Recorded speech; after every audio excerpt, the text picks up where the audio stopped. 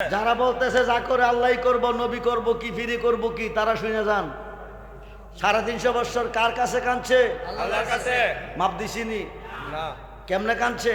রাব্বানা, ও আমার প্রভু, জালাম না, জুলুম করিয়াছি আনফুসানা, নফসের ওপর, ওয়াইল্লাম তাগফির লানা, তোমার ক্ষমা ছাড়া। আদম কি হাসা কই না মিশা কয়? ও তারা হামনা, তোমার দয়া ছাড়া কোনো দয়া লানাকুনান্না মিনাল খাসিরিন।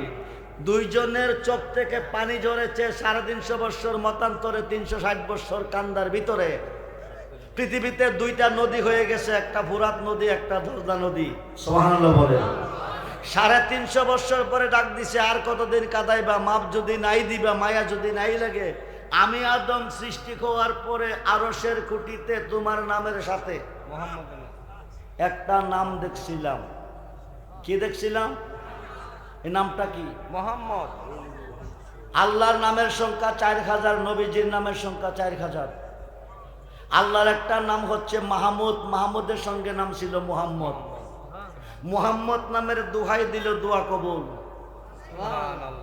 এখন রেজবি সাহেব আপনি বলছেন মুর্শিদ যারে করে মাপ থাকবে না তার এই দেহের পাপ, গুনাহাতা মাপ করায় মর। মুহাম্মদ নামের দোহাই দিলে দোয়া কবুল হয়, মুর্শিদের নামের দোহাই দিলে দোয়া কবুল হয়।